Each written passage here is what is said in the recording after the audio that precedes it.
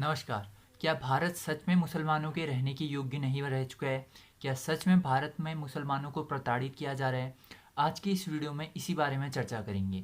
आपसे रिक्वेस्ट करता हूं कि आप वीडियो को शुरू से लास्ट तक ज़रूर देखिएगा।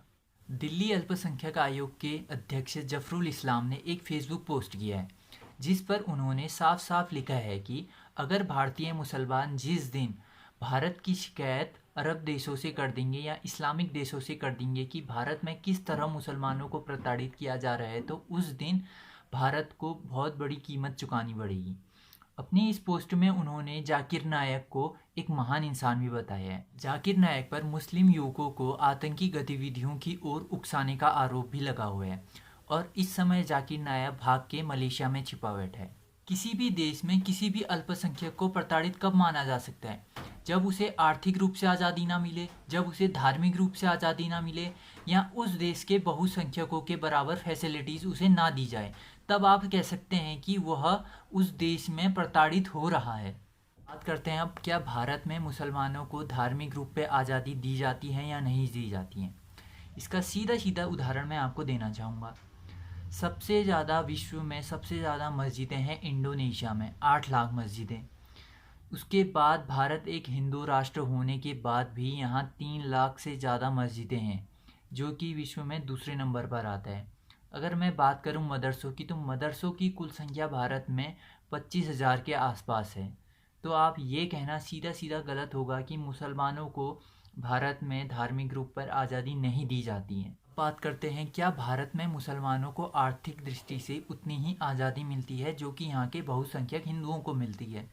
मैं यहाँ 3 चीज़ों का उदाहरण देना चाहूँगा, फिल्म इंडस्ट्री, क्रिकेट और राजनीति की, क्योंकि ये तीनों ही चीज़ें हमारी आर्थिक दृष्टि से काफ़ी हमारे देश में बहुत बड़ा स्थान रखती हैं। बात करते हैं बॉलीवुड की, क्योंकि बॉलीवुड भारत में आर्थिक दृष्टि से एक बहुत बड़ा ऊंचा स्थान रखता है। भारत में एक तरह से कह सकते हैं कि बॉलीवुड का दूसरा नाम ही खान से नाम से जाना जाता है, जिसके 3 उदाहरण, बहुत प्रमुख उदाहरण मैं आपको देना चाहूँगा, शाहरुख खान, आमिर खान और सलमान खान। ऐसे ही कितने मुस्लिम कलाकार हैं जो कि फिल्म इंडस्ट्री जिनके नाम से जानी जाती है।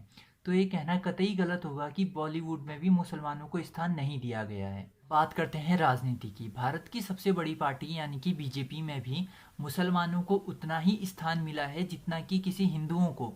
और ये नहीं कि छोटे छोटे पदों पर, बड़े बड़े पदों पर भी मुसलमानों को पद दिए गए हैं।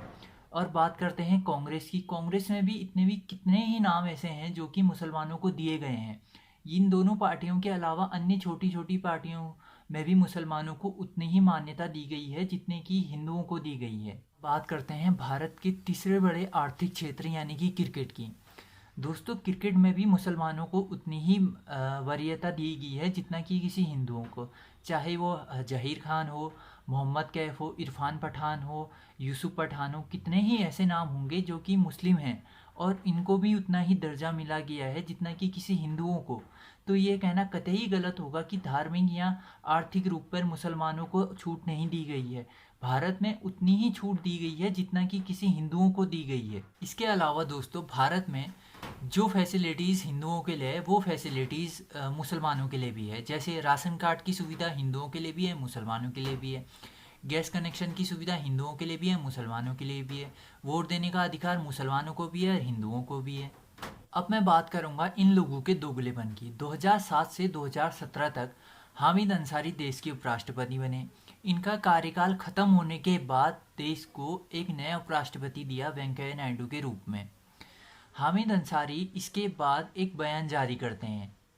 इस बयान में वो कहते हैं कि भारत अब मुसलमानों के रहने के लायक नहीं रह गया। क्यों? क्योंकि उनके स्थान पर किसी हिंदुओं को उपराष्ट्रपति बनाया गया। यह किस प्रकार की सोच है मेरी समझ से पर है। को याद होगा, वारिस पठान ने एक बयान दिया था कि 15 मिनट तक पुलिस हटा के दिखाओ, फिर हम बताते हैं कि हम कौन है।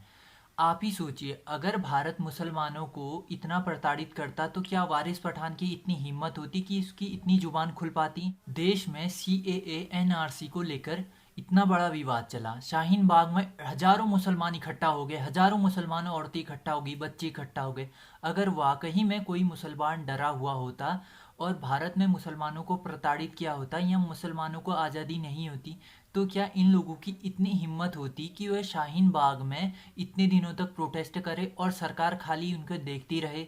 उमर खालिद अगर जेएनयू में अफजल गुरु के, जो कि एक आतंकी था, उसके समर्थन में नारे लगाता है तो मुसलमान सेफ है। अगर पुलिस ने उमर खालिद के खिलाफ कार्यवाही कर दी तो मुसलमान खतरे में आ गया, मुसलमान भारत को रहने के लायक नहीं रह गया, मुसलमान भारत में प्रताड़ित होने लगा। याकूब मेमन, जो कि एक आतंकवादी था, उसको फांसी देने में भी ये कहते हैं कि भारत का मुसलमान आज खतरे में आ गया है, भारत मुसलमानों के रहने के योग्य नहीं रह चुका है। आज भी जम्मू कश्मीर में जब एक आतंकवादी मरता है तो उसके जनाजे में भी लाखों हजारों मुसलमान उसके जनाजे में इकट्ठा हो जाते हैं।